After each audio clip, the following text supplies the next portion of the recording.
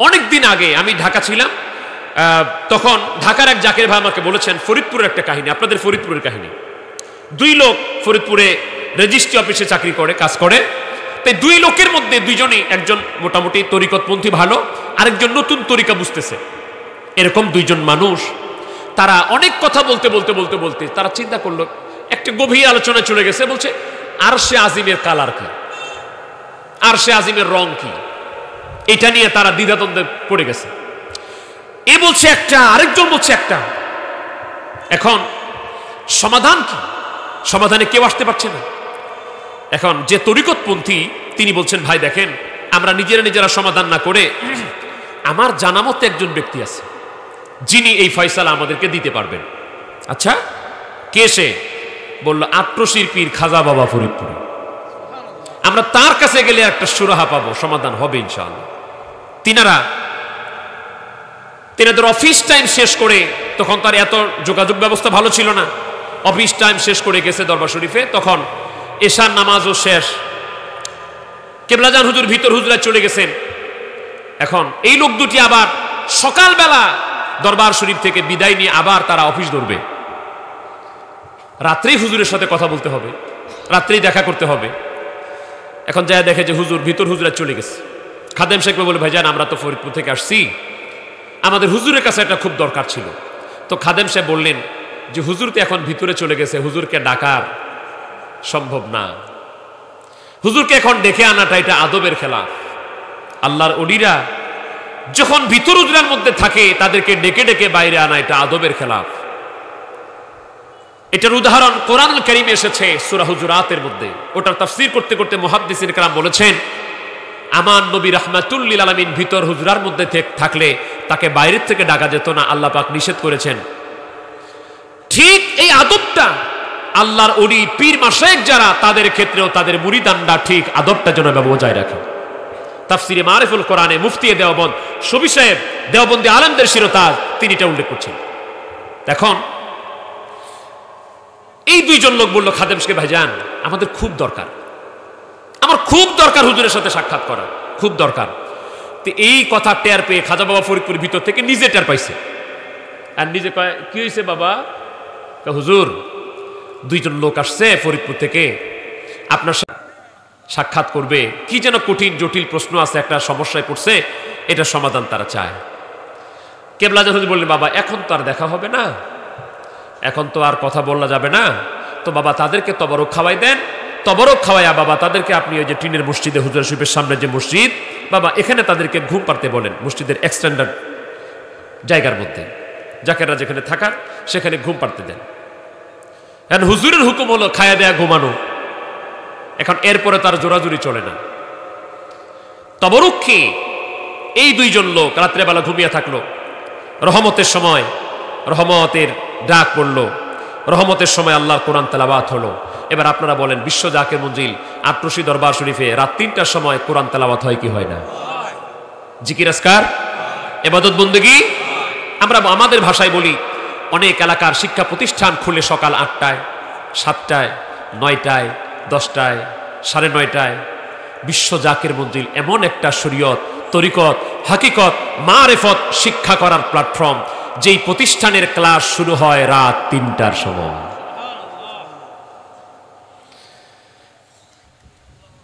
নিশিত যায় ফাঁকি দিয়া রে সোনারি আদম, রহমত যায় ফাঁকি দিয়া। দরবার শরীফে রাত ৩টার সময় রহমত শুরু হলো। এই দুইজন লোক রহমত পালন করলেন, নামাজ আদায় করলেন, ফজরের নামাজ জামাতের সাথে। এবার ছোট্ট করে বলেন, আমাদের নামাজ পড়ার দরকার আছে না নাই? নামাজ বাদ দিবেন না।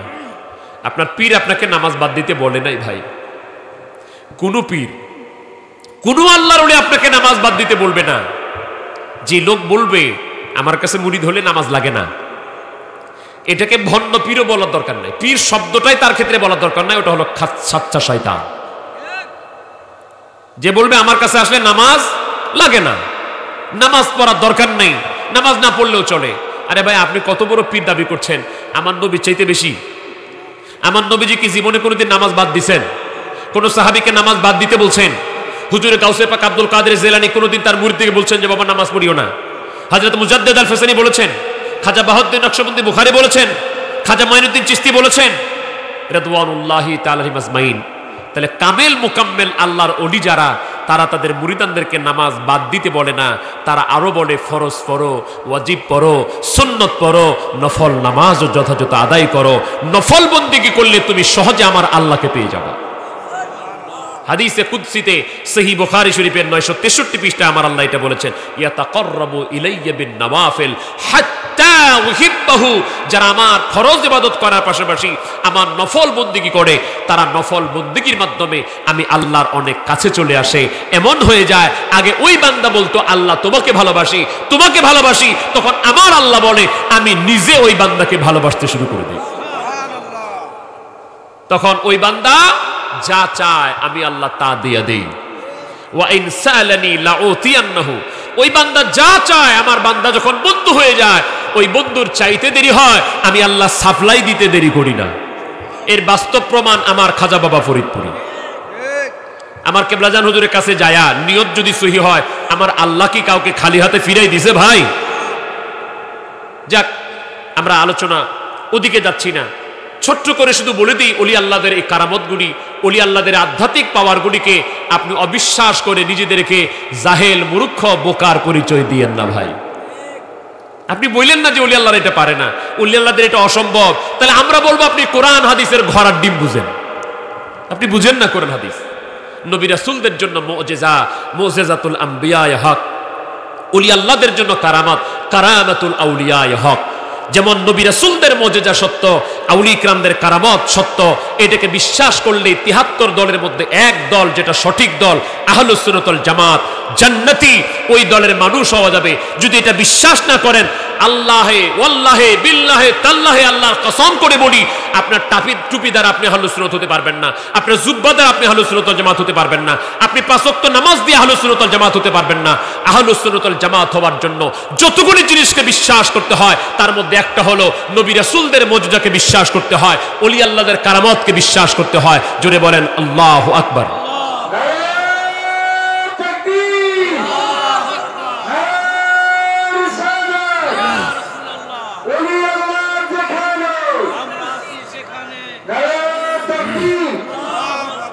এবার ওই দুইজন লোক হুজুর বললেন বাবা তাদেরকে রাত্রিবেলা তবরুক খেতে দেন, তবরুক খাবে, খাবার পরে ওখানে বিশ্রাম করবে। হুকুম হয়ে গেল। লোক দুটি ঘুমিয়ে থাকলো, রহমত পালন করলেন, ফজরের নামাজ আদায় করলেন, ফাতিহা শরীফ পড়লেন, খতম শরীফ পড়লেন। কিবলাজান হুজুর সকাল ৮টার সময় জাকেরানদের সঙ্গে সাক্ষাৎ দিতে, তাই না ভাই? সকাল ৮টায় এই দুইটা লোক বিদায় হয়ে চলে যায় নাই। সকাল ৮টায় হুজুর কিবলাজান ১ নম্বর হুজরা শরীফে তাশরীফ এনেছেন। আর এই দুইটা লোক প্রথম বেলায় দরজার মধ্যে আসলেন। এই দুইটা লোক ইশারা দিলেন, হুজুর কিবলাজানও ইশারা দিলেন, মানে এই দুইটা লোক বিদায় চাইলেন, হুজুর কিবলাজানও বিদায় দিয়ে দিলেন। কোনো কথা হলো না। মাওলানা আবুল হাসান আনসারী সাহেব উনি রাত্রের কাহিনীও দেখেছেন। এই দুই লোক হুজুরের সাথে কথা বলার জন্য এত ব্যস্ত, আর ওই লোক দুইটাই সকালবেলা হুজুরের সাথে খালি দেখা হলো। এই লোক দুইটি ইশারা দিয়ে বিদায় চাইলেন, হুজুর কিবলাজান ইশারা দিয়ে বিদায় করে দিলেন। কোনো কথা হলো না। লোক দুইটা আনন্দের সাথে বিদায় হয়ে যাচ্ছে। আনসারী সাহেব দৌড় দিছে, দৌড় দিয়া পিছন দিয়ে ডাকতে পারে না, দৌড় দিয়ে সামনে গেছে। সামনে যা কয় ভাই একটু দাঁড়াবেন। কেন ভাইজান? একটু একটা কথা আমার জানার দরকার আপনার কাছ থেকে। কি দরকার? আচ্ছা আমি একটা জিনিস বুঝলাম না, রাত্রেবেলা আমি ফলো করছি, হুজুর বিশ্রামে যাবার পরে আপনারা আসছিলেন, আইসে এত চেষ্টা করলেন রাত্রে হুজুরের সাথে দেখা করবেন, কথা বলবেন, খুব গুরুত্বপূর্ণ কথা আছে, তো হুজুর কথাও বললেন না, আপনারা সাক্ষাৎও পেলেন না। খাবার হুকুম দিল, আপনারা খাইলেন, ঘুমানোর হুকুম দিয়েছে, ঘুমাইছেন, আপনার রহমত পালন করছেন ফাতিহা শরীফ খতম শরীফ পড়ার পরে। হুজুর যখন সাক্ষাৎ দিচ্ছে আপনারা আসলেন, বিদায় চাইলেন, ইশারায় হুজুর বিদায় দিয়ে দিলেন। কথা তো হলো না, দেখি মনটাও খুশি, আপনারা চলে যাচ্ছেন। কারণ কি? যেই লোক দুটা এত ব্যস্ত, এত পেরেশান হুজুরের সাথে কথা বলার জন্য, অথচ হুজুরের সাথে কথা না বলে চলে যাচ্ছেন কেন? কারণ কি? আর এতই বাড়াতে পেরেশান ছিলেন কেন? ভাইজান, যেই জিনিসটা জানতে আসছিলাম ওইটা হুজুর আমাদেরকে দেখাই দিছে। মানে কাহিনী তো একটু লম্বা আছে। বলেন। বললো আমরা দুইজন আরশে আজিমের রং নিয়ে দুইজনের মধ্যে দ্বিধাদ্বন্দ্ব শুরু হল। পুরো কাহিনীটা খুলে বলছেন। তা আমরা সমাধানের জন্য জানি খাজা বাবা ফরিদপুরি আট্টশির পীর একজন আল্লাহর ওলি আছেন, তিনি এটার সমাধান দিতে পারেন। এটা আমরা বিশ্বাস করে মনে করে আমরা দুইজন বুদ্ধি করে হুজুরের কাছে আসছিলাম। ভাইজান, খাজা বাবা ফরিদপুরিকে যারা মনে করছেন যে আমি দরবারে গেছি, আমি একটু খেদমত করছি, আমি একটু ওয়াজ নসিহত করছি, আর হুজুররা আমি বড় হুজুর বানাই দিছি, এরকম অনেকের চিন্তা ভাবনা আছে আর কি। আমি একটু দলিলা দিল্লা দিছি, একটু হুমকি দিছি, ধামকি দিছি, আর দুনিয়ার লোক আট্টশি হুজুরে ভালোবাসে, আর আট্টশির হুজুর বড় ওলি আল্লাহ হয়ে গেছে। আমি বলবো তোমার মতো বোকা দুনিয়াতে আর নাই, তোমার মতো অবুঝ নালায়েক এই দুনিয়াতে আমি মনে করি জন্ম হয় নাই। আট্টশি পীর খাজা বাবা ফরিদপুরি আমার প্রচারের দ্বারা বিশ্ব ওলি হয় নাই। আট্টশি পীর খাজা বাবা ফরিদপুরি তিনি দীর্ঘ 40টা বছর আপন পীরের খেদমতে থেকে 2 দিনে একবার খেয়ে, 3 দিনে একবার খেয়ে, 7 দিনে একবার খেয়ে, অর্ধ চামচ ভাত, যৎকিঞ্চিত তরকারি খেয়ে আল্লাহ রাসূলকে রাজি খুশি করে আপন পীরের মাধ্যমে আল্লাহর ওলি হয়েছেন। আমার খাজা বাবা ফরিদপুরি দুনিয়ার কোনো মানুষের দ্বারা ওলি না, যাকে রাজি করলে তিনি বিশ্ব ওলি, তাদেরকে রাজি খুশি করে খাজা বাবা ফরিদপুরি বিশ্ব ওলি।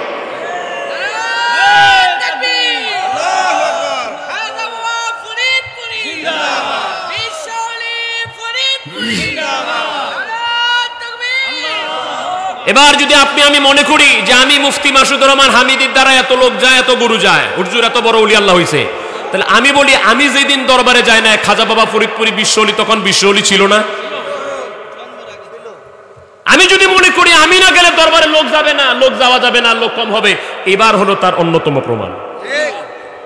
আমি বলি আমি খালি দরবার ছেড়ে দিব আর লোকজন দরবারে যাওয়া বন্ধ করে দিবে, এটা না ভাই। তুই মইরা দেখ, তুই মইরা দেখ, তোর মরার পরে মানুষ যাবে। আমার কথা স্পষ্ট।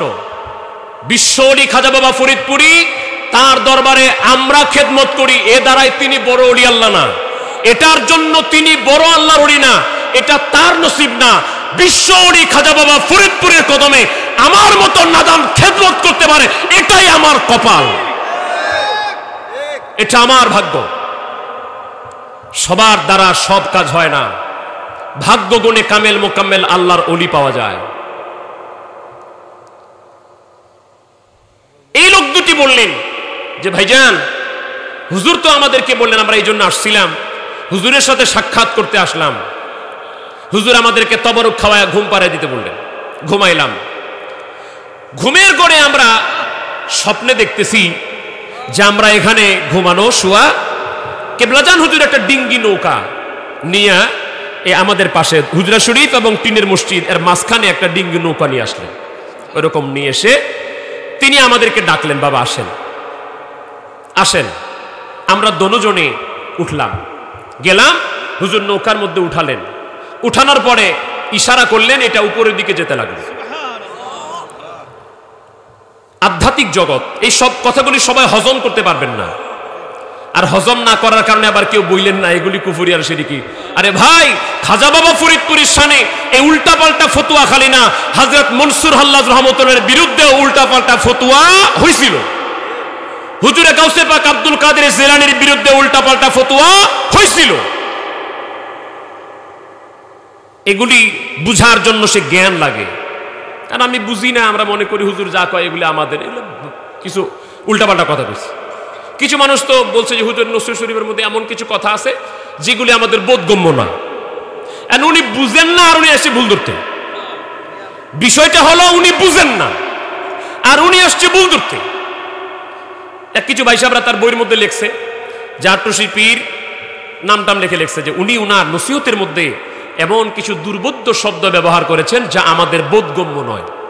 এখন ওনারা বুঝেন না, এটা বলে হুজুরের দোষ। তো এটার আবার আমার ব্যাখ্যা অনেক জায়গায় এভাবে দেই, আপনি পড়েন ক্লাস 5-এ পড়া আপনি কোনোদিন ঘটনাক্রমে ইন্টারমিডিয়েট আইএ ক্লাসের বই আপনার হাতে পড়ছে, হ্যাঁ আপনি ক্লাস 5-এ বইরা ইন্টারমিডিয়েটের হাতের বই খুলে দেখেন যে আরে কি লেখছে, এগুলোতে বোঝা যায় না, এত কঠিন জিনিস কি লেখছে, আগলিতে জীবনে শব্দই শুনি নাই, না এই যে বই লেখছে বই লেখক ভালো না। আচ্ছা বলেন এই দোষটা কি এই যে ক্লাস 5-এ পড়ে এই লোকটা ইন্টারমিডিয়েটের ক্লাসের বই বুঝে না, তো এই দোষ কি ইন্টারমিডিয়েটের বই যে লেখছে তার না ক্লাস 5-এর ছাত্র?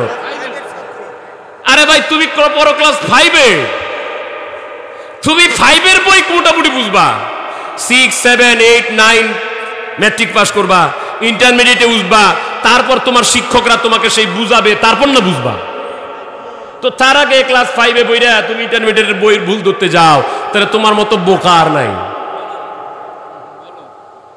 খাজা বাবা ফরিদপুরি খোদা প্রাপ্তি তত্ত্ব জ্ঞানের আলোকে তিনি তিনার নসিহত শরীফ সাজিয়েছেন। কেবলাজান হুজুরের মাকাম এবং নসিহত শরীফ বুঝতে গেলে কমপক্ষে বেলায়েতে সুগরার মাকামের জ্ঞান লাগবে, বেলায়েতে সুগরার মাকামের জ্ঞান। আরে ভাই আপনি বেলায়েতে সুগরার মাকাম কাকে বলে এটাই জানেন না, নামও জানেন না, আর আপনি কোন যে বুঝি না। এবার দুইজন বলছে ভাইজান আমরা তখন নৌকায় উঠলাম, হুজুর ইশারা করলেন, এটা উপরের দিকে যেতে লাগলো।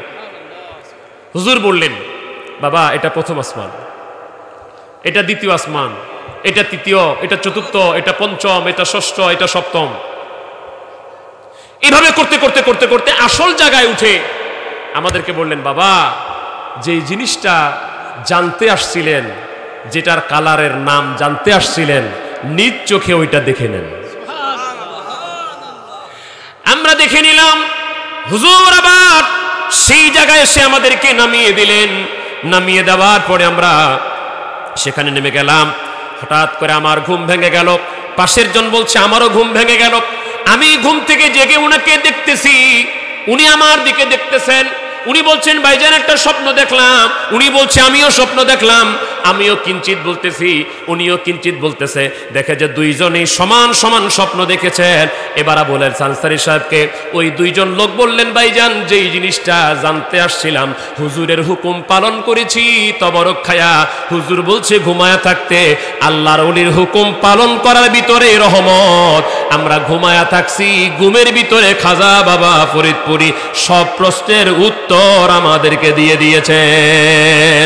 গাউসুল আজম ফরিদপুরি, গাউসুল আজম ফরিদপুরি আউলিয়ার সরদার, তোমাকে দিয়াছেন আল্লাহ রহমতের ভান্ডার। বাবা তুমি নায়েবে রাসূল, তুমি আল্লাহরই মকবুল, তুমি অকুলেরই কুল। পাইলে তোমার দেখা, পাইলে তোমার দেখা পরাণ হয় বুলবুল, তুমি নায়েবে রাসূল। গাউসুল আজম খাজা বাবা, গাউসুল আজম দয়াল বাবা আউলিয়ার সরদার, তোমাকে দিয়াছেন আল্লাহ।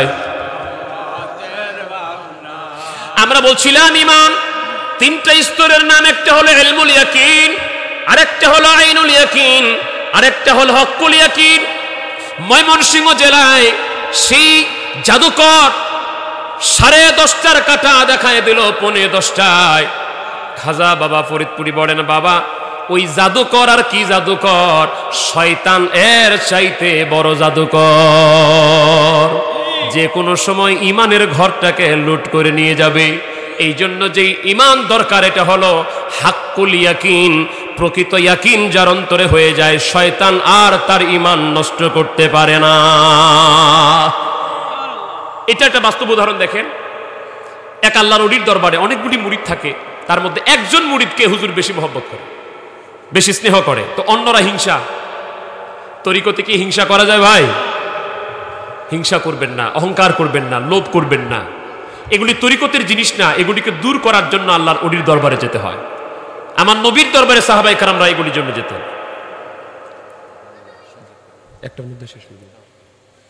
এবার হুজুর টের পাইছে যে আমি এই আমার মুরিদকে বেশি ভালোবাসি, তো ওরা আমার দেখতে পারে না, এরা দেখতে পারে না। তো একদিন সবাইরে ডাক দিছে, ডাকার পরে বলছে, বাবা একটা কাজ করতে পারবা? জি হুজুর, কি কাজ? একটা চাকু হাতে দিছে আর একটা করে পাখি দিছে, দিয়ে কয় বাবা এটা জবাই করতে হবে। সুন্দর কাজ পাইছে হুজুরের কাছ থেকে, কিন্তু বাবা একটা শর্ত আছে। কি শর্ত হুজুর? এমন জায়গায় জবাই করবা যেখানে কেউ দেখবে না, এটা হলো শর্ত। আচ্ছা ভালো, এত সহজ কথা।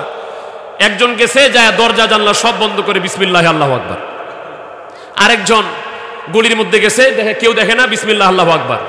একজন ফাঁকা মাঠের মধ্যে গেছে, ওখানে বিসমিল্লাহ আল্লাহু আকবার। সবাই জবাই করে নিয়ে আসছে। হুজুর জিজ্ঞেস করে, বাবা জবাই করছেন? জি হুজুর করছি। কোথায় করছেন বাবা? হুজুর আমি দরজা জানলা সব বন্ধ করেছি, কেউ দেখে নাই, জবাই করে দিছে। ও বাবা ঠিক আছে। আচ্ছা আপনি? হুজুর গলির মধ্যে গেছি, দেখি এদিক ওদিক কেউ নাই, দিছি বিসমিল্লাহ আল্লাহু আকবার। আচ্ছা বাবা। সবাইকে দেখলো সবাই জবাই করা। যারে হুজুর বেশি মহব্বত করে তার পাখি এমনি তাজা, জবাই করে নাই।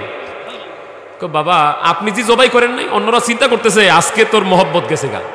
হুজুর একটা হুকুম দিল, এটা পারলা না। এখন বাবা আপনি যে জবাই করলেন না? জি হুজুর আমি তো জবাই করতে গেছিলাম, আপনার হুকুম জবাই করা, কিন্তু একটা শর্ত দিছিলেন। জি বাবা শর্ত দিছিলাম।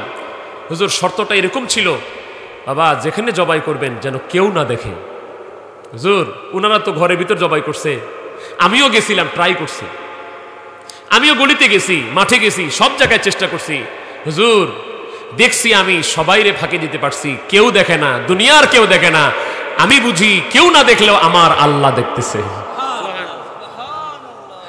হুজুর আপনি শর্ত দিয়েছেন যেখানে কেউ দেখবে না সেখানে জবাই করতে। হুজুর সম্ভাব্য সব জায়গায় গেলাম, কেউ আমারে দেখে না, দেখে না, আমার আল্লাহ ঠিকই দেখে। এবার হুজুর বলে, বাবা এবার তো বুঝলেন আমি তারে কেন বেশি ভালোবাসি। আমরা বলছিলাম নবীজি অঝোর নয়নে কাঁদতেছেন, আল্লাহ পাক পাঠালেন জিবরাইলে, যা তো নবীজিকে জিজ্ঞেস কর নবী কাঁদে কেন। মুসলিম শরীফের হাদিস শুনছিলাম আমরা। জিবরিল আমিন বললেন, হুজুর আমার আল্লাহ, আপনার আল্লাহ জানতে চেয়েছেন আপনি আজকে কাঁদেন কেন। বলল জিবরাইল আমার আল্লাহ জানেন আমি কাঁদি কেন? হুজুর আল্লাহ জানে। আল্লাহ পাক বললেন যে তারপরও তাকে জিজ্ঞেস করো, আমি শুনতে চাই, কারণ এটা একটা হাদিস হতে হবে, এটাকে মানুষের কাছে পৌঁছাতে হবে। জিবরাইল রে আমার আল্লাহ যেহেতু শরীয়তে জানতে চায়, তাহলে আমার আল্লাহকে বলে দাও আমি কাঁদি আমার উম্মতের জন্য, এই কান্নাটা আমার উম্মতের জন্য। হুজুরের চোখের পানি পড়ে দাড়ি ভিজে গেছে, বুক ভিজে গেল। নবীজি এরকম কান্নার কোনোদিন কাঁদেন না। জিবরাইল আমার আল্লাহকে বলো এই কান্না আমার উম্মতের জন্য। আমার আল্লাহ আমার উম্মতকে কি ফয়সালা করবে এটা চূড়ান্ত লিস্ট এখনো আসে নাই। আল্লাহ রাব্বুল আলামিন বললেন, জিবরাইল আমার হাবিবকে জানিয়ে দাও কিয়ামতের ময়দানে আমার হাবিবের উম্মত গুলির যেমন বিচার সালিশ করলে আমার নবীজি খুশি হয়ে যাবে, রাজি হয়ে যাবে, আমি আল্লাহ আমার হাবিবের উম্মত গুলিকে তেমন বিচার করে দিব। আমার আল্লাহ তাআলা কুরআনুল কারীমে বলেছেন, ওয়ালা সাওফা ইউতিকা রাব্বুকা ফাতারদা। হাবিব আমি আল্লাহ ওয়াদা করলাম আপনি নবীকে আমি রব আপনার রাজি আর খুশি করে ছাড়ব। আপনি যতক্ষণ রাজি হবেন না আমি আপনাকে শুধু দিতেই থাকবো, দিতেই থাকবো। আয়াত যখন নাজিল হয়ে গেল তখন নবী জিজ্ঞেস করছেন, এই সাহাবীরা তোমরা কি জানো আমি কখন রাজি হব? হুজুর আল্লাহু ওয়া রাসূলু আলাম। নবীজি বললেন, লা আরদা ওয়া ওয়াহিদুন মিন উম্মতি ফিন্নার। আমি যতক্ষণ দেখবো আমার একটা উম্মত জাহান্নামে আছে আমি ততক্ষণ বলবো আল্লাহ আমি রাজি হই নাই। সুবহানাল্লাহ। তাফসীরে কুরতুবীতে এসেছে, তাফসীরে মারিফুল কোরআনে ওই আয়াতের তাফসীর এসেছে, কিয়ামতের ময়দান যখন হবে তখন আল্লাহ তাআলা তার হাবিবকে জিজ্ঞেস করবে, আ রাদিতা ইয়া মুহাম্মদ, নবীজিকে শাফাতের পারমিশন দিয়ে বলবে, হাবিব আর দিতা, বন্ধু আর ইউ স্যাটিসফাইড, আপনি কি সন্তুষ্ট? নবীজি দেখবেন এখনো তার সব উম্মত জান্নাতে যায় নাই। নবীজি বলবেন না, আল্লাহ পাক বলবেন ইশফা লিমান শিতা, ইশফা লিমান শিতা, যাকে খুশি তাকে শাফাত করে জান্নাতে নেন। নবী আবার শাফাত করবেন, আবার আল্লাহ জিজ্ঞেস করবেন আর দিতা, বন্ধু খুশি হয়েছেন? নবীজি দেখবে এখনো সব উম্মত জান্নাতে যায় নাই। তখন আল্লাহ আবার বলবেন ইশফা লিমান শিতা, শাফাত করেন। যখন নবীজি বেছে বেছে সব উম্মতকে জান্নাতে নিতে পারবেন, তখন আল্লাহ জিজ্ঞেস করবেন আর দিতা, আপনি কি খুশি? তখন নবীজি বলবেন ইয়া রব রাদিতু, আল্লাহ আমি এখন খুশি হয়ে গেছি। যতক্ষণ না আমার আল্লাহ তার নবীকে খুশি করতে পারবেন ততক্ষণ খালি বলতেই থাকবেন। ভাইরা আমার, রাসূল করিম সাল্লাল্লাহু আলাইহি ওয়াসাল্লাম সাহাবীদের সামনে ওয়াজ শোনাচ্ছিল, অমুক নবীর উম্মতেরা এত বছর নবীজির উম্মতের চেহারা বেজার, নবীজিরও চেহারা বেজার। আল্লাহ পাক বলেন জিবরাইল রে দেখো তাকায়া, আমার হাবিবের চেহারা বেজার মলিন, তার সাহাবীদের চেহারা মলিন, যা আর দেরি নয় আমার হাবিবের উপরে সূরা কদর নাজিল করে দে। ইন্না আনসালনাহু ফি লাইলাতিল কদর ওয়া মা আদরাকা মা লাইলাতুল কদর লাইলাতুল কদরি খায়রুম মিন আলফি শাহর। একটা আয়াতের অনুবাদ শুধু করি, আমার আল্লাহ পাক জানায় দিলেন হাবিব আপনার উম্মতকে জানায় দেন, আপনার উম্মত যদি একটা রাত লাইলাতুল কদরে বন্দেগী করে আমি আল্লাহ 1000 মাসের চাইতে বেশি ফজিলত দান করে দিব। এমনি আল্লাহ তাআলা একটা আমল করলে 10 গুণ করে দেন। আল্লাহ পাক সবসময় খালি তার হাবিবের উম্মতদেরকে খুশি করতে চান, সন্তুষ্ট করতে চান, রাজি করতে চান, আর আমরা খালি পিছনে পড়তে চাই। আমরা খালি ঝগড়া ফাসাদ, একজন আরেকজনের সাথে অমিল, কেমনে অমিল করা যায়। আর আমরা যদি অমিলে চলি, নিয়ম মাফিক না চলি, তাহলে আমার নবী কি খুশি হবে? খুশি হবে না। শয়তান খুশি হবে আর নবীর দুশমনেরা খুশি হবে। এজন্য অনেক বিষয় আছে আমাদের 1000 বছরের উপরে মীমাংসিত বিষয়গুলিকে এখন আবার নতুন করে টেনে এনে আমাদেরকে বিভ্রান্ত ছড়ানো হচ্ছে। এটা আগে ছিল না, এই কয়েক বছর ধরে শুরু হয়েছে। নামাজে হাত আপনি নাভির নিচে বাঁধবেন না উপরে বাঁধবেন, বুকে বাঁধবেন না কোথায় বাঁধবেন, আমিন জোরে বলবেন না আস্তে বলবেন, এই ধরনের নতুন নতুন ফিতনা শুরু হয়েছে না ভাই?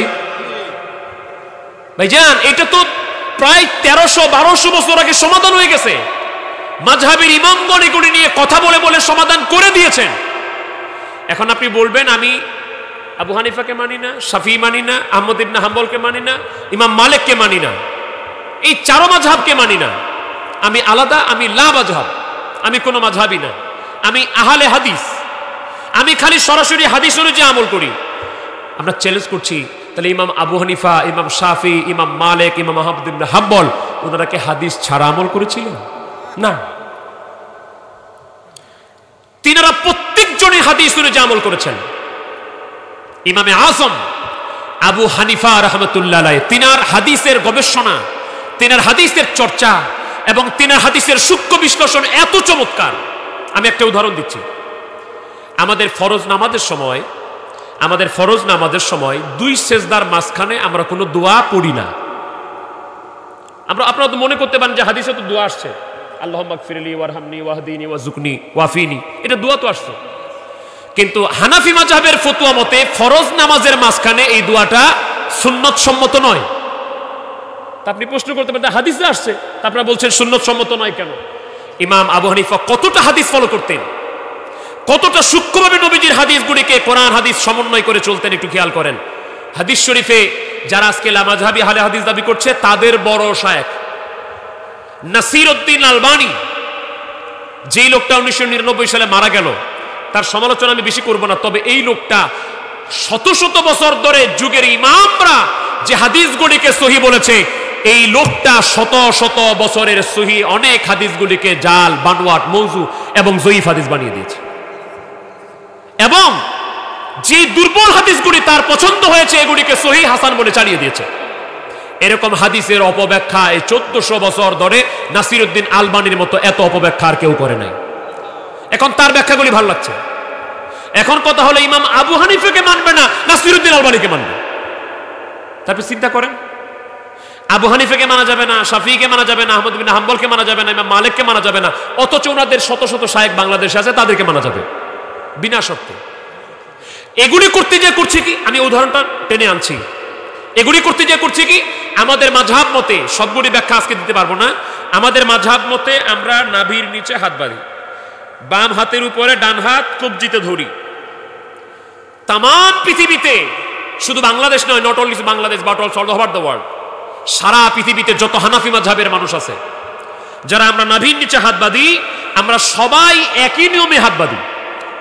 সবাই নাভির নিচে বাম হাতের উপরে ডান হাত কবজিতে ধরে বাঁধি। এটা সহিহ হাদিস দ্বারা প্রমাণিত। কিন্তু শুধুমাত্র এটার বিরুদ্ধাচরণ করতে গিয়ে বুকের উপর হাত বাঁধছে। আপনি শুনেন, ইন্টারনেটে সার্চ দিলে দেখবেন তাদের মৌলবীরাই বলছে বুকের উপরে হাত বাঁধার একটা হাদিসও সহিহ না। আপনি সার্চ দেন, দেখেন, এটাই পাবেন, বুকের উপরে হাত বাঁধার একটা হাদিসও সহিহ না। সবচাইতে সহিহ হাদিসটা সহিহ ইবনে খুজাইমা এসেছে, তারাই বলছে এটা দুর্বল। সবচেয়ে শক্তিশালী হাদিসটাই দুর্বল, বুকে হাত বাঁধার, সরাসরি বুকে হাত বাঁধার, তারপরেও বুকে বাঁধছে। মানে হানাফি মাযহাবের বিরুদ্ধাচরণ করতে হবে, এই মানুষ এত শান্তিতে সুন্দর করে চলতেছে, ঝামেলা একটা লাগাইতে হবে, এটা করার জন্য বুকের উপর হাত বাঁধছে। তাহলে আমরা কথা ছিল যে আমরা সব হানাফি মাযহাবের মানুষগুলি একই নিয়মে হাত বাঁধি, বুকের নাভির নিচে বাম হাতের উপরে ডান হাত কবজিতে ধরে।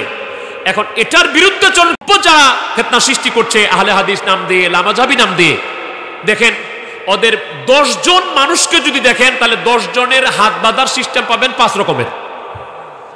কেমনে? কেউ বাঁধতেছে এমনে করে, মানে বুকের উপর বাঁধতেছে এমনে করে, কেউ বাঁধতেছে এমনে করে, কেউ বাঁধতেছে এমনে করে, কেউ বাঁধতেছে এমনে করে। তাহলে আরে ভাই, আমাদেরকে আপনি ভুল বুঝাচ্ছেন, ভুল ধরছেন যে আমরা বলে ভুল পথে চলছি, সহিহ হাদিস না। তাহলে তর্কের জন্য মেনে নিলাম কয়েক সেকেন্ডের জন্য, আমাদেরটা সহিহ হাদিস না। তাহলে আপনি যে 5 প্রকারের হাত বাঁধলেন, আপনিই সিদ্ধান্ত নেন আপনাদের 5 প্রকারের মধ্যে কোনটা সহিহ হাদিস। আমাদের যদি একটা সহিহ না হয়, তা আপনি 5 ধরনের মানতেছেন, তাহলে ওই 5 ধরনের মধ্যে যেটা সহিহ হাদিস, আপনারা এক হইয়া সহিহ হাদিসটাকে বাঁচেন, সবাই মিলে আগে এক হন। এই জন্য যদি কোনো ইমামকে কেউ না মানে, কোনো ইমামের তাকলিদ না করে, তখন শয়তান তাদের কিনে টানাটানি করে, যেমনি ইচ্ছা তেমনি খেলা। এই জন্য উলামা ইকরাম বলেছেন যে যারা হাদিসের ব্যাখ্যা পুরোপুরি জানে না, মুজতাহিদ পর্যায়ের না, তাদেরকে যে কোনো একটা মাযহাবের অনুসরণ করাটা দরকার।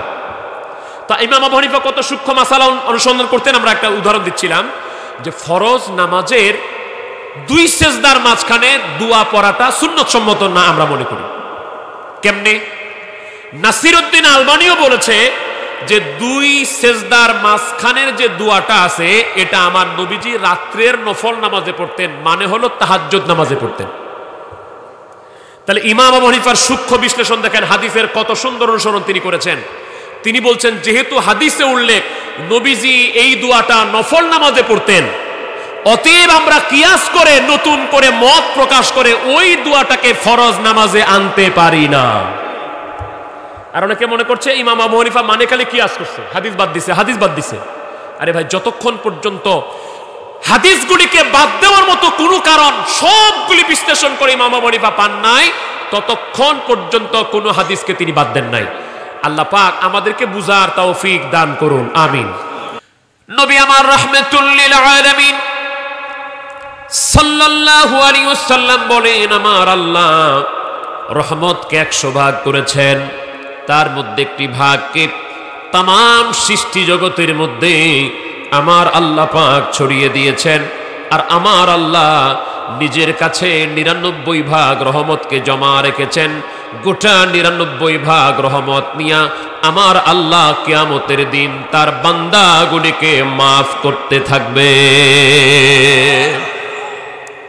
তাহলে কি দয়া সেখানে হতে পারে, কি রহমত সেখানে হতে পারে। আল্লাহ কিন্তু এমন না যে আল্লাহ খালি উসিলা খুঁজবেন যে কেমনে তারে দোজখে দেওয়া যায়, কেমনে তারে জাহান্নামে দেওয়া যায়।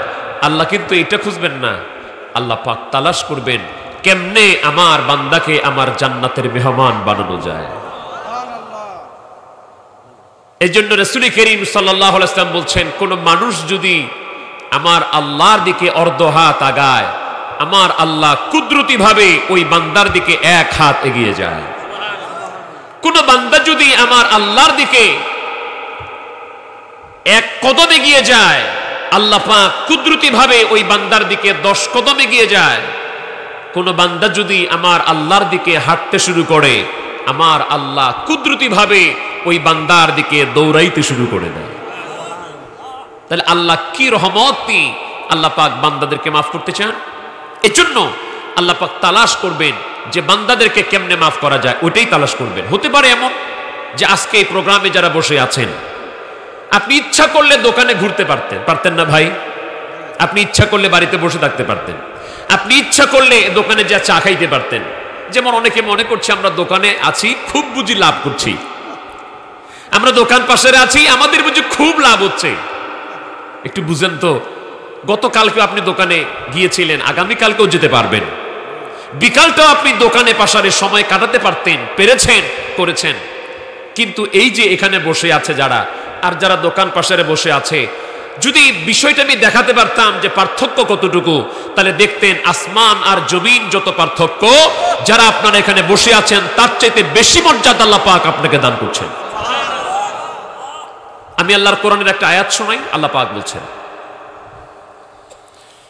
ইযা সুলসিলাতিল আরদু সিলসালাহা ওয়া আখরাজাতিল আরদু আথকালাহা ওয়া ক্বালাল ইনসানু মা লাহা ইয়াওমাইযিন তুহাদ্দিসু আখবারাহা। এই যে আজকের জমিন, যেটা একটা মাঠ আছে, এখানে গাছ আছে, এখানে ঘর আছে, যে অবস্থা পরিবেশ এনভায়রনমেন্ট আছে, আল্লাহ পাক বলছেন এটা এরকম থাকবে না, ইট উইল বি চেঞ্জড, এটা পরিবর্তন হয়ে যাবে। কিন্তু এই জায়গাটা আল্লাহ পাক অন্যভাবে সেটেল করে দিবেন। সেটেল করে দিয়ে বলবেন, এই জমিন তুই আজকে জবান খোল। সুবহানাল্লাহ বলেন, জবান খুলবে। আন্না রাব্বাকা আওহা লাহা, আল্লাহ হুকুম দিবেন তুই জবান খোল। জমিন খুলবে, তখন জমিন তার সাথে কে কেমন ব্যবহার করেছে, কে কি আচরণ তার সাথে করেছে, জমিন আল্লাহর দরবারে সে কথাগুলি বলতে থাকবে। এই আয়াতের তাফসীর করতে গিয়ে ইমাম তিরমিজি রাহমাতুল্লাহ সুনান তিরমিজির মধ্যে উল্লেখ করছেন, যেই জমিনে আল্লাহর বান্দাগুলি ভালো আমল করেছে, ওই জমিনটা তখন সাক্ষী দিতে থাকবে, আয় আল্লাহ অমুক দিন অমুক তারিখে, ধরেন আজকে এপ্রিল মাসের 23 তারিখ, আল্লাহ এপ্রিল মাসের 23 তারিখে আমার উপরে এই তোমার এই বান্দাটা এত ঘন্টা তোমার কোরআনের কথা শুনেছে, তোমার নবীর জীবনী শুনেছে, তোমার জিক্র করেছে, তোমার বন্দেগী করেছে। যতক্ষণ আপনি জমিনে দাঁড়িয়ে বসে শুয়ে আল্লাহর বন্দেগী করবেন, ওই জমিনটা আল্লাহর দরবারে কিয়ামতের দিন সাক্ষী দিয়ে দিবে। তাহলে এবার বলেন তো, যারা এখানে বসে আছেন ক্ষতি হচ্ছে আপনাদের? এই জমিন সেদিন কথা বলবে। হাদিসে তিরমিজিতে এসেছে, যে জমিনে মানুষ নাফরমানি করে দাঁড়িয়ে বসে শুয়ে, ওই জমিন বলবে, আল্লাহ এই লোকটা আমার উপর দাঁড়িয়ে এতদিন অমুক সময় এত ঘন্টা নাফরমানি করেছে। এবার অনেক ওয়াজ আপনারা শুনেছেন, তার আলোকে বলেন তো, যেখানে কোরআন হাদিসের আলোচনা হয়, আল্লাহ আল্লাহ রাসূলের কথা হয়, জিকির আজকার হয়, যতক্ষণ প্রোগ্রামটা চলতে থাকে ততক্ষণ ওই প্রোগ্রামটার নাম হলো বেহেশতের বাগান। আচ্ছা, এইটা হলো জান্নাতের বাগান। এবার বলেন, নবীজির আরেকটা হাদিস হয়তো আপনাদের মনে নাই, আমি স্মরণ করিয়ে দিচ্ছি। নবীজি বলেছেন, দুনিয়াতে সর্বনিকৃষ্ট জায়গা হচ্ছে বাজার। নিকৃষ্ট জায়গা কোনটা? তাহলে ওটা হলো বাজার, নিকৃষ্ট জায়গা, আর এটা হলো জান্নাতের বাগান। এই জন্য আমি আপনাকে বলছিলাম, যদি বুঝাতে পারতাম পার্থক্য কতটুকু, তাহলে বুঝতেন এটা আসমান জমিন যত পার্থক্য, তার চাইতে বেশি পার্থক্য এটা আর ওটা। আল্লাহর হাবিব রাসূল করিম সাল্লাল্লাহু আলাইহি ওয়াসাল্লাম আরেকটি হাদিস বলছেন, যেটা আমার পীর কেবলা জান হুজুর তার নসিহত শরীফে উল্লেখ করছেন, আল্লাহ পাক বান্দার আমলগুলিকে 24টা ঘন্টার মধ্যে করে 24টা ভাগ করে দিবেন, ভাগ করে দিয়ে তার সামনে তুলে ধরবেন। তখন বান্দা তার আমলগুলি ওই ভাগটা দেখে দেখে আফসোস করবে। যারা ভালো কাজ করছে তারাও আফসোস করবে, যারা ওই সময়টার মধ্যে ভালো কাজ করতে পারে নাই, নাফরমানি করেছে, তারাও আফসোস করবে। বলতে পারেন কেন আফসোস করবে?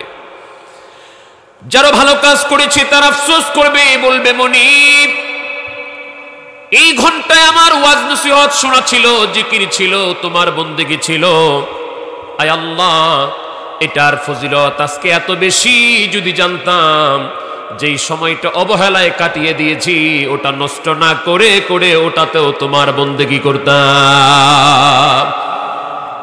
আর যারা খালি অবহেলায় কাটিয়ে দিয়েছে তারা বলবে আল্লাহ আল্লাহ গো বুঝি নাই, আরে বুঝি নাই, আমি যদি আল্লাহর বন্দেগীতে জিকিরে ফিকিরে ওয়াজে মাহফিলে আল্লাহর ইবাদতে কাটাতাম তাহলে এই যে আমার গ্যাপটা এটা হতো না।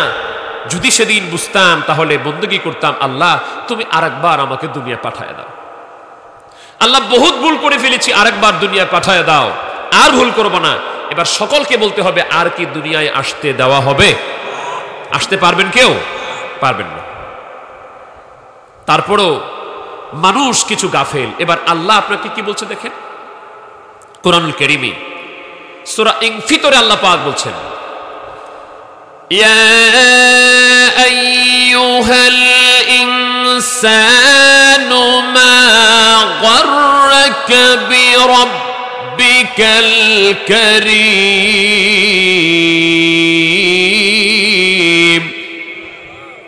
الذي خلقك فسوعك فعدلك في أي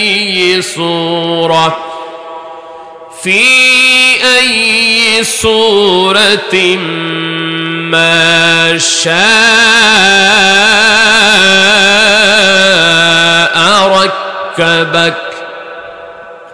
আল্লাহ ডেকে বলছেন এ মানুষ, শুধু মোমেনদেরকে না সব মানুষকে আল্লাহ ডেকে বলছেন ইয়া আইয়ুহাল ইনসান, হে মানব জাতি, মা গাররাকা বিরাব্বিকাল কারীম, হে মানুষ তোমাকে আমি রব থেকে কে নিরাশ করে দিয়েছে, প্রতারিত করে দিয়েছে, বিমুখ করে দিয়েছে বলতো?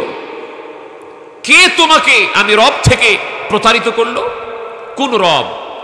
আল্লাযী খলাকাকা, যে রব তোমাকে সৃষ্টি করেছেন। এবার বলেন আমাদেরকে সৃষ্টি করেছেন কে? আল্লাহ। তার একটা নাম হচ্ছে রব। আল্লাহ পাক বলছেন যে রব তোমাকে সৃষ্টি করেছে।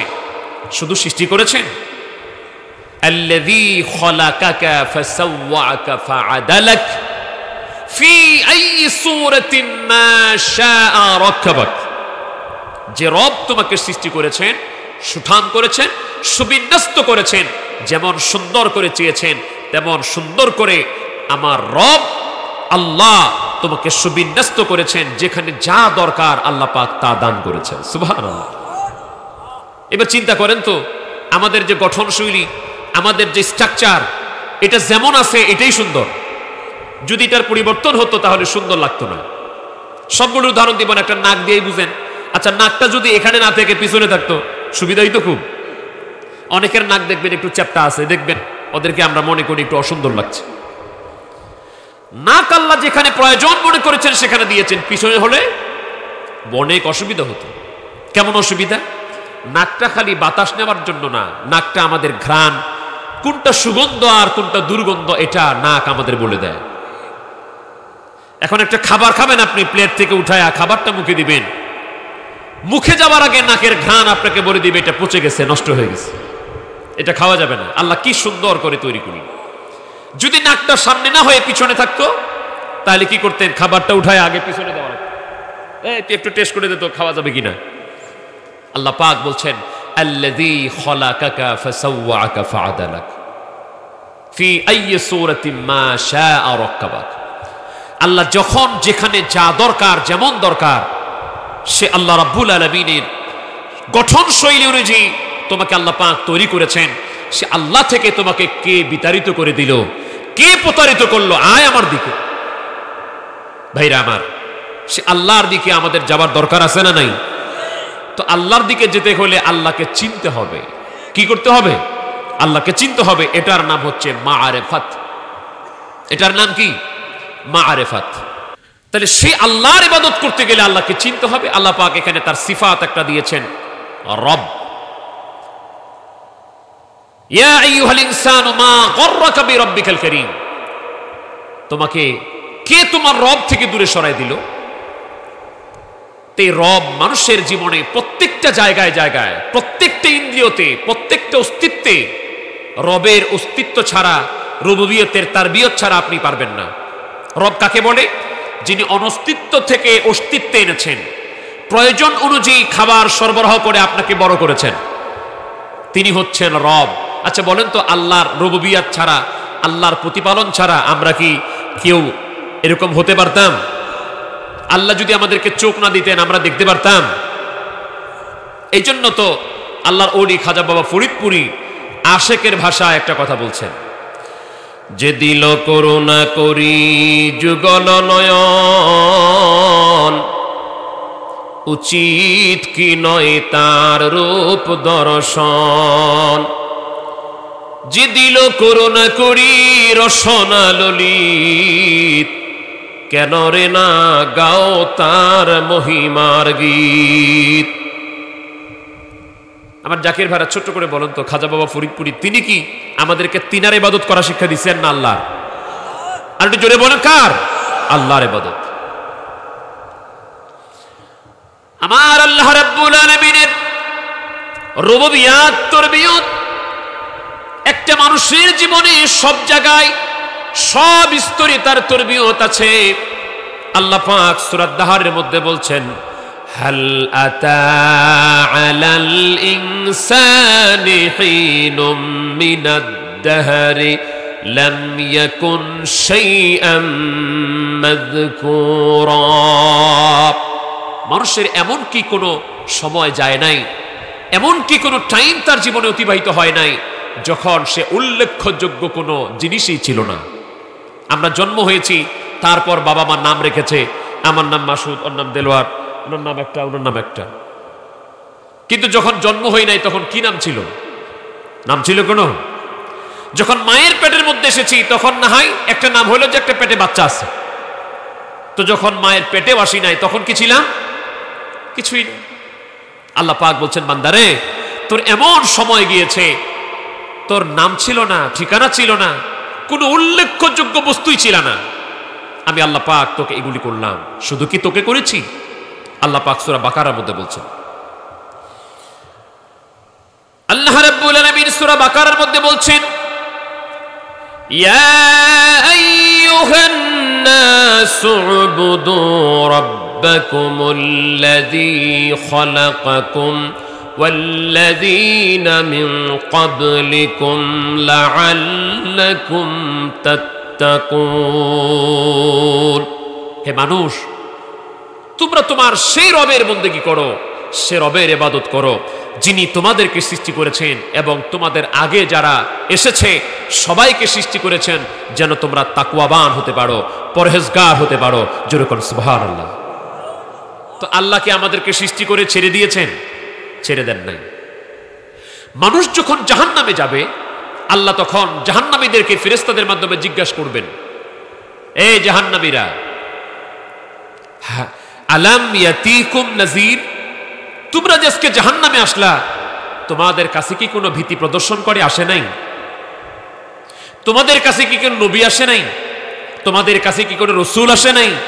তোমাদের কাছে কি কোনো আলেম ওলামা আসে নাই? তোমাদের কাছে কি কোনো আউলিয়া ইকরাম আসে নাই? অর্থাৎ আমার পক্ষ থেকে কোন সতর্ককারী কি তোমাদের কাছে আসে নাই? ক্বালু বালা কদ জানা নাযীর। তারা বলছে, হ্যাঁ এসেছিল। কাযযাবনা ওয়া কুলনা মা নাযালাল্লাহু মিন শাই। আমাদের কাছে নবী এসেছিল, রাসূল এসেছিল, আউলি ইকরাম এসেছিল, উলামা ইকরাম এসেছিল, মাশায়েখ নিজাম এসেছিল। আমরা মনে করতাম ওরা যা বলে সব বুঝি মিথ্যা বলে, সব বানোয়াট বলছে, আমরা এগুলিকে বিশ্বাস করতাম না। তাহলে এইগুলিকে অনর্থক মনে করা, বানোয়াট মনে করা, জাহান্নামীরা এই অজুহাতটা দিতে থাকবে। আচ্ছা আপনারা বলেন, কোরআন, সুন্নাহ, ইজমা, কিয়াস, আল্লাহ, রসুল, নবী, কিয়ামত, হাসর, নসর, ওলি আল্লাহ, এগুলি কি মিথ্যা না সত্য? আরো জোরে বলেন, মিথ্যা না সত্য? সব সত্য। যদি মিথ্যা মনে করেন, কিয়ামতের দিন ধরা খেয়ে যাবে। এবার আলোচনা আমার দ্বিতীয় পয়েন্ট। একজন আপনাকে ভালোবেসেছেন যিনি আপনাকে ক্ষমা করতে চান, আরেকজন আপনাকে ভালোবাসেন যিনি আপনাকে আটকে গেলে উদ্ধার করে জান্নাতে নিতে চান। সুবহানাল্লাহ। তিনিও আপনাকে ভালোবেসে ফেলেছেন, ভালোবেসে ফেলেছেন তিনি বলেছেন, আমার উম্মত শোনো, আমি যদি ওফাত হয়ে যাই, আমি যদি পর্দা নিয়ে দুনিয়া থেকে বিদায় হয়ে যাই, চিন্তা করো না, ভেবো না, হায়াতি খায়রুল লাকুম ওয়া ওয়াফাতি খায়রুল লাকুম। আমার উম্মত শোনো, আমি যদি পর্দা নিয়েও চলে যাই, চিন্তা করো না, ভেবো না। তুমি যদি কোনো গুনার কাজ তোমার দ্বারা হয়ে যায়, অন্যায় হয়ে যায়, ভেবো না রে উম্মত, তোমার গুনাহগুলি অন্য হাদিস দ্বারা বোঝা যায়, তোমার গুনাহগুলি আমার আল্লাহর দরবারে পেশ করার আগে আমি নবীর দরবারে তোমার আমলনামাগুলি পেশ করা হয়। আল্লাহর দরবারে আমল ফাইনালি যাওয়ার আগে মদিনাওয়ালা নবীর দরবারে আমল পেশ করা হবে। নবী আমার বলেন, উম্মত যদি দেখি তুমি গুনাহ করে ফেলেছো, অন্যায় করে ফেলেছো, অপরাধ করে ফেলেছো, তোমার আমলনামার মধ্যে মামলা আছে, গুনাহ, অন্যায় আছে, অপরাধ আছে, আমি নবীজি আল্লাহর কাছে কাঁদতে থাকবো, ওরে আল্লাহ, ও আমার মুনিব, আমার উম্মত গুনাহ করে ফেলেছে, তুমি মাফ করে দাও।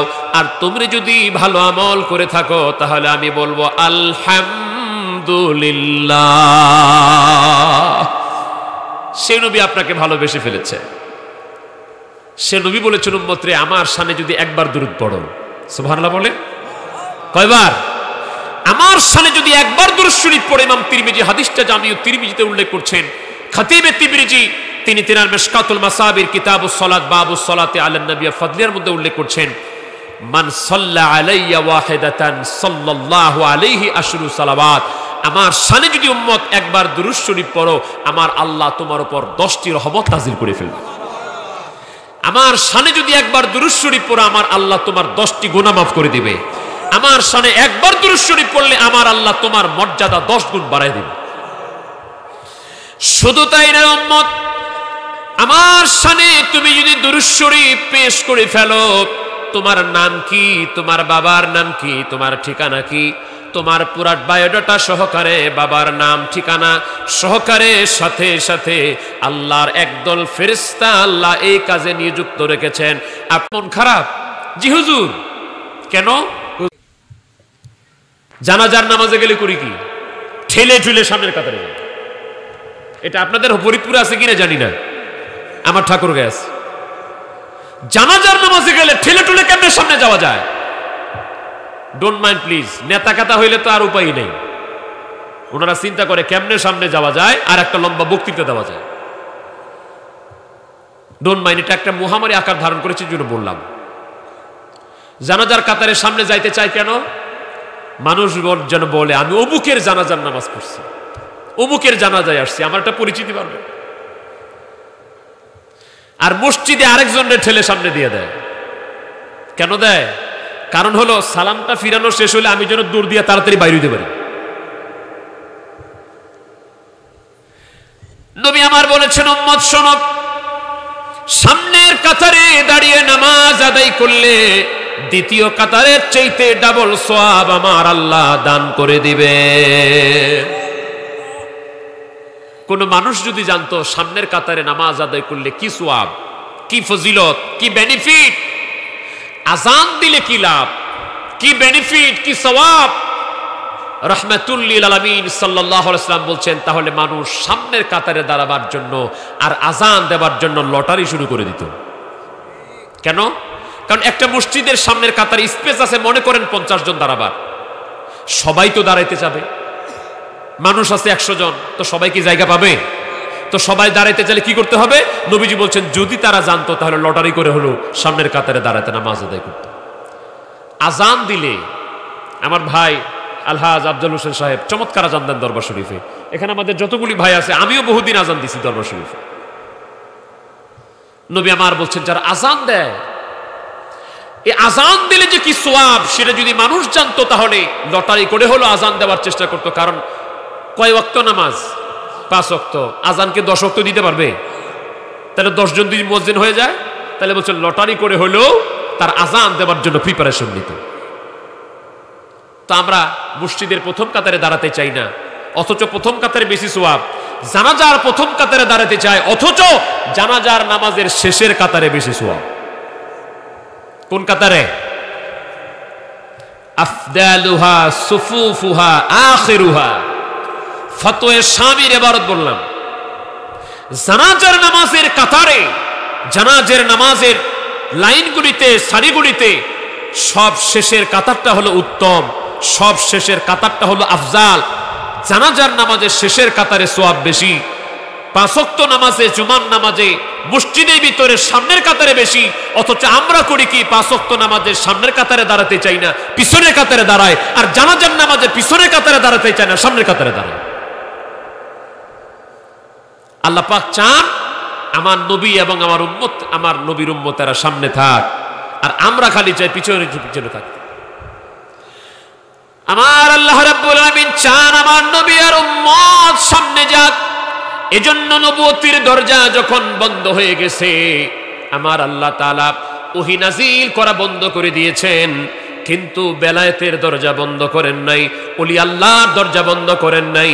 আমার আল্লাহ তাআলা কিয়ামতের আগ পর্যন্ত আল্লাহ পাক তার ওলিদেরকে পাঠাতে থাকবেন, মানুষ যেন না বলতে পারে ওগো আল্লাহ, ও মনিব তোমার পক্ষ থেকে আমাদের কাছে কোনো সতর্ককারী আসে নাই, তোমার পক্ষ থেকে কোনো প্রতিনিধি আসে নাই। তাহলে নবুয়তের যুগে নবীরা ছিল, বেলায়েতের যুগে ওলি আল্লাহরা ছিল। নবুয়তের যুগে নবীদের যেই পাওয়ার, যে ক্ষমতা, ওটা স্বতন্ত্র পাওয়ার। বেলায়েতের যুগে ওলিদের পাওয়ার, এটা হলো আল্লাহর বন্ধুদের পাওয়ার। নবী রাসূলরা তার উম্মতের জন্য একটা বড় নিয়ামত, আর আল্লাহর ওলিরা তামাম জাহানের জন্য, নবীরাও তামাম জাহানের জন্য নিয়ামত ছিলেন, আল্লাহর ওলিরাও জাহানের জন্য নিয়ামত হন। আল্লাহর নবীদেরকে আল্লাহ পাক দিয়েছেন নবুয়ত, আর আল্লাহর ওলিদেরকে আমার আল্লাহ পাক দিয়েছেন বেলায়েত। আমার আল্লাহ পাক কিয়ামতের ময়দান যেদিন হবে, সেদিন আল্লাহ তাআলা মুমিনে কামেল ওলি আল্লাহদেরকে বলবেন, তোমাদের যারা পরিচিত আছে তারা যদি জাহান্নামের মধ্যেও ঢুকে থাকে, তোমরা তাদেরকে বেছে বেছে আমার জান্নাতে নিয়ে যাও। আমি হাদিসটা বলবো ইনশাআল্লাহ। আল্লাহর ওলিরা যে তাদেরকে বেছে বেছে, তার পরিচিত জনদেরকে বেছে বেছে আল্লাহর জান্নাতে নিতে পারবেন, সহিহ একটা হাদিস বলবো ইনশাআল্লাহ। তো যে কথা বলছিলাম, রাসূল করিম সাল্লাল্লাহু আলাইহি ওয়াসাল্লাম বলছেন সাহাবীরা, রে তোমাদের মন খারাপ? জি হুজুর। কেন?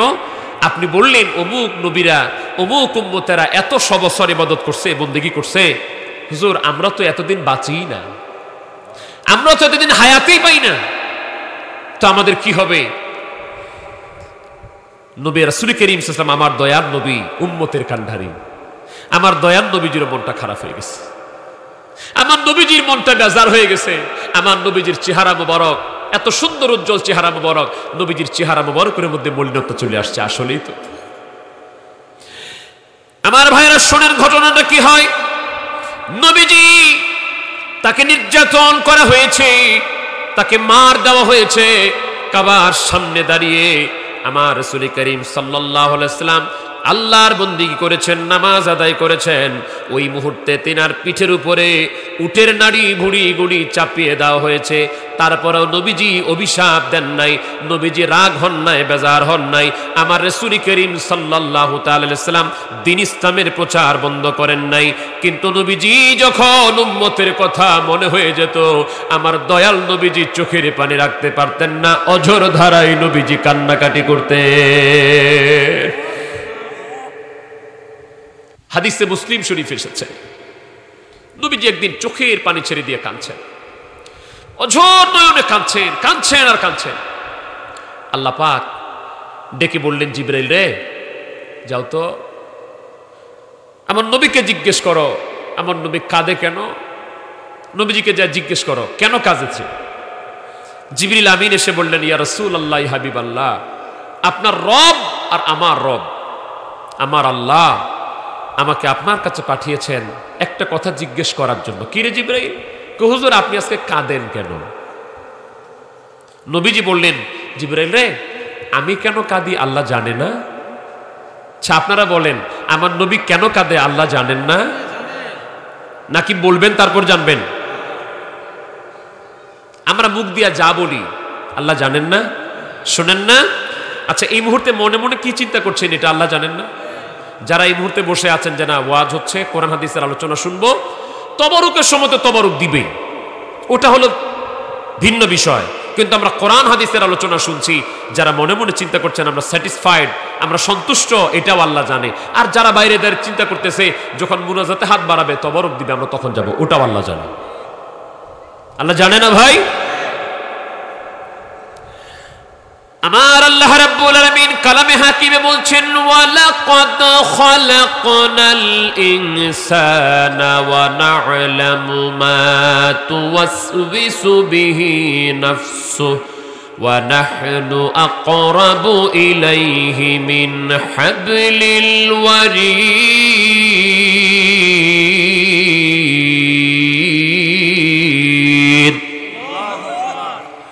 আল্লাহ বলেন মানুষ সৃষ্টি করেছি আমি, আর মানুষের নফসের মধ্যে মনের মধ্যে কি ওয়াসওয়াসা হয়, মানুষ কি চিন্তা করে, ওরে বান্দা শুনে রাখ আমি ওটাও জানি। তোমার যে শাহী রগ আছে, জান রগ আছে, ওর চাইতে আরো কাছে আমি আল্লাহ। এখানে যারা বসে আছেন আল্লাহ দেখেন, জোরে বলেন দেখেন। রাত্রে যখন ঘুমিয়ে থাকবেন, লাইট বন্ধ থাকবে, বাতি বন্ধ থাকবে, কেউ দেখবে না, দুনিয়ার সব দিক অন্ধকার, তখনও কি আল্লাহ দেখতে পাবেন? কেউ না দেখলেও দেখে কে? আল্লাহ। এই বিশ্বাস অন্তরে রাখতে হয়, আর এই বিশ্বাসগুলি বদ্ধমূল হয়, প্রকৃতপক্ষে ওই ঈমানের জায়গায় যাওয়া যায়। আমরা দেখেছি বর্তমান যুগে, নবুয়তের যুগে নবীদের সংস্পর্শে সেই বিশ্বাস মানুষের এসেছে, আর বেলায়েতের যুগে ওলি আল্লাহদের যুগে পরিপূর্ণ ওই বিশ্বাস আল্লাহর ওলিদের সংস্পর্শে যারা এসেছে তাদের কাছে এসেছে, ঠিক কিনা? এই জন্য ইয়াকিনের তিনটা স্তর আছে। একটা হচ্ছে ইলমুল ইয়াকিন। এই আলোচনাগুলি একটু কঠিন হলো, অনেক জাকের ভাইদের কমন পড়বে। একটা হচ্ছে ইলমুল ইয়াকিন, আর একটা হচ্ছে আইনুল ইয়াকিন, আর একটা হচ্ছে হাক্কুল ইয়াকিন। প্রথম হচ্ছে ইলমুল ইয়াকিন, মানে একটা জিনিস জেনেছেন, কেউ বলল, আপনি বিশ্বাস করলেন, কিন্তু এই ইয়াকিনটা যে কোনো সময় নষ্ট হতে পারে। মনে করেন তালমামরে একটা ঘটনা ঘটলো, বা এই মহিলার একটা ঘটনা ঘটলো, একরকম করে যে একটা মোটরসাইকেলের সাথে একটা অটোর ধাক্কা লেগে দুইজন মারা গেছে। এখন একজন এসে বলল ট্রাক আর বা ধাক্কা লেগে হাইরে লাশের পর লাশ। তাহলে যেই লোকটা বলল তার বর্ণনা সূত্রটা যদি ঠিক না হয় তাহলে এটা মিথ্যা হতে পারে। অনেক ইলমুল ইয়াকিন দ্বারা অর্জিত অনেক কিছু মিথ্যা হতে পারে। আবার দেখবেন মাঝে মাঝে চোখে দেখে মানুষ, এটাও মিথ্যা হতে পারে। চোখে দেখছে নিজে, তারপরে অনেক কিছু প্রকৃত জিনিসটা তার অনুধাবনে আসে না। যেমন আমরা দেখি এদিক পূর্ব না, পূর্ব দিক থেকে সূর্য উঠছে, পশ্চিম দিকে ডুবে যাচ্ছে। আচ্ছা আসলে কি এমনি আমরা দেখতেছি যে ওই গ্রামের ওখান থেকে সূর্য উঠতেছে আর ওই গ্রামে ডুবে যাচ্ছে, এরকম কি? তাহলে আসল হাকিকতটা কিন্তু আমরা যেটুকু দেখতেছি এইটুকু না। আসল হাকিকত সৌরজগৎ, পৃথিবীর আহ্নিক গতি, বার্ষিক গতি, এগুলি চোখের দেখাটা এটা অনেক সময় ভেলকিবাজি হতে পারে। কেমন হতে পারে? শয়তান মানুষের প্রকাশ্য দুশ্মন। শয়তান আপনাকে এমন খেলা খেলায় দিবে, ভেলকি লাগায় দিবে। ময়মনসিংহ টাউন হলে এক জাদুকর জাদু দেখাবে। জেলার জজ, ম্যাজিস্ট্রেট, এসপি, ডিসি সবাই সেখানে জাদু দেখবে প্রথম সারিতে বসে। সকালে 10টার সময় জাদু দেখানোর কথা, 10টা বেজে যায়, জাদুকর আসে না। 10টা 10 মিনিট সবাই টাইম দেখে, কিরে জাদুকর আসে না কেন? 10টা 10 বাজে, জাদুকর নাই, 10:15 জাদুকর নাই, 10:30 জাদুকর নাই। সবাই এখন চিন্তা করছে এটা ভাওতাবাজ, কোন দুষ্ট লোক, কথা দিয়ে কথা রাখে না, যা কথা দেয় কথা ঠিক রাখে না, কথা দিয়ে যারা কথা রাখে না এটা মুনাফিকের একটা আলামত। সবাই চিন্তা করলো এটা লোক ভালো না। সবাই নেমে যেতে লাগতেছে, ডিসি সাহেব, ম্যাজিস্ট্রেট, জজ নেমে যাচ্ছে, চলে যাচ্ছে। হঠাৎ করে দমদম দমদম করে স্টেজে এক লোক উঠলো। আরে এই লোক কোথা থেকে আসলে উঠতেছে স্টেজে? এই তুমি কে? আমি জাদুকর। কেন? আমি জাদু দেখাবো। এবার সবাই থামছে। কি হয়েছে? তুমি জাদু দেখাবো? মানে হ্যাঁ আমি জাদু দেখাবো, জাদু দেখাইতে আসছি। আচ্ছা তোমার জাদু দেখানোর সময় ছিল কয়টায়? কয়টার সময় জাদু দেখাইতা? বলল আমি তো জাদু দেখানোর সময় ছিল 10টার সময়।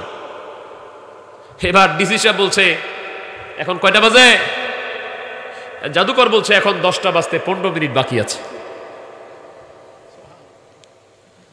15 মিনিট বাকি? জজ, ম্যাজিস্ট্রেট, এসপি, ডিসি সবাই তাদের ঘড়ির মধ্যে তাকায় দেখতেছে আসলেই 10টা বাজতে 15 মিনিট বাকি আছে। অথচ এই চোখ দিয়ে সে দেখেছিল একটু আগেই 10টা 30 মিনিট। ওই চোখ দিয়ে ওই ঘড়িতেই দেখতেছে 10টা বাজতে 10 মিনিট বাকি। আমার ভাইরা, আট্রসি বিশ্ব জাকির মঞ্জিলে কে যান আর কে যান না সেটা আপনার ব্যক্তিগত বিষয়, কিন্তু আট্রসি হুজুরকে অ্যানালাইসিস করলে, তিনার শিক্ষা, তিনার গবেষণাকে অ্যানালাইসিস করলে আপনার আমার মতো ক্ষুদ্র জীবন, কয়েকটা জীবন চলে যাবে। আট্রসির পীর খাজা বাবা ফরিদপুরীকে যে আমার আল্লাহ যে এলম দান করেছেন, যে বেলায়েত দান করেছেন, ওই সমুদ্রে ডুব দিয়া আসল মুক্তামানিক অর্জন করা আমাদের পক্ষে সম্ভব নয়। এমন মহানিয়ামত নিয়ে তিনি বসে আছেন, এমন বিশাল জ্ঞান ভান্ডারের সমুদ্র, আল্লাহর মারিফতের সমুদ্র নিয়ে খাজা বাবা ফরিদপুরী তিনি মানুষকে আল্লাহর পথে ডেকেছেন। বিশ্ব জাকির মঞ্জিল আট্রসি দরবার শরীফে একটা সুইফার, একটা ঝাড়ুদার, একটা রাস্তার মুচি, একটা সাধারণ ব্যক্তি, একটা কামার, একটা সাধারণ মজুর, এই লোকটা গেল বিশ্ব জাকির মঞ্জিলের দিক নির্দেশনা পায়। দেশের রাষ্ট্রপ্রধান, এমপি, মন্ত্রী, সর্বোচ্চ পরিষদের মানুষ গেল বিশ্ব জাকির মঞ্জিলে তার দিক নির্দেশনা পায়। ঠিক কিনা ধরে বলে? সবার জন্য বিশ্ব জাকির মঞ্জিল একটা মহাসমুদ্র। খাজা বাবা ফরিদপুর নিজে বিশাল একটা প্রতিষ্ঠান, তিনি নিজেই। খাজা বাবা ফরিদপুরের কাছে এমন কোনো মানুষ নাই, এমন কোনো ব্যক্তি নাই যে বিমুখ হয়ে ফিরে এসেছে।